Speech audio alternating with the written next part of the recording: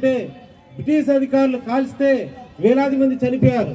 చనిపోయినందుకు Madan Lal Dhingra London వెళ్ళి general line చంపిన తర్వాత ఇతన్ని కోర్టులో నీ పేరు ఏం పేరు అని అడిగితే మదన్ లాల్ డింగ్రా నా పేరు రామ్ మహమ్మద్ సింగ్ అని మత సామరస్యానికి తన పేరు చెప్పి ఉరికమ్మ ఎక్కడం అనేటువంటిది జరిగింది.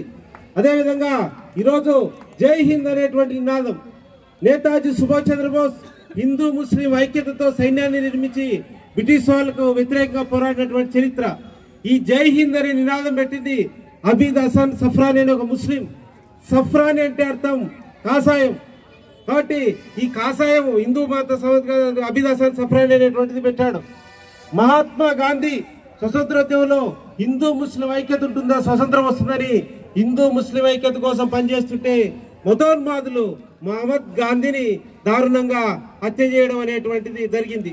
అబ్దుల్ మౌలానా కలాం ఆజాద్ చెప్పాడు, స్వర్గం నుంచి దేవతలు దిగి వచ్చి ముస్లిం ఐక్యత ఈ దేశంలో ఉండదు, మీకు స్వతంత్రం ఇస్తామంటే మీరు తీసుకుంటారని అడిగితే మాకు అటువంటి స్వతంత్రం వద్దు, మాకు హిందూ ముస్లిం ఐక్యత ఉండే స్వతంత్రం కావాలి, హిందూ ముస్లిం ఐక్యత లేని స్వతంత్రం మాకొద్దని అబ్దుల్ కలాం ఆజాద్ అనేటువంటిది చెప్పడం అనేటువంటిది జరిగింది.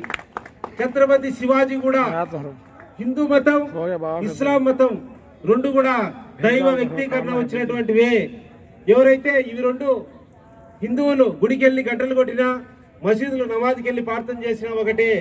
ఎవరైతే మతోన్మాదం రెచ్చగొడుతున్నారో వాళ్లకు నిజంగా మతాల యొక్క సారం తెలియదు, దైవాజ్ఞకు వ్యతిరేకమని ఛత్రపతి శివాజీ చెప్పాడు.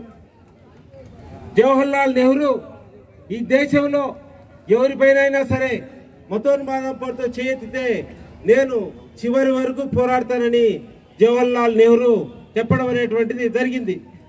కాబట్టి భారతదేశ స్వతంత్రం అనేది హిందూ ముస్లిం ఐక్యతగా వచ్చింది. ఆ మహానుభావులంతా కూడా హిందూ ముస్లిం ఐక్యత ద్వారా ఈ దేశం ముందుకెళ్తాం జరుగుతుంది. కాబట్టి దేశంలో అనేక రకాల సమస్యలున్నా ఈరోజు మతోన్మాదం అనేది రెచ్చగొడుతున్నారు.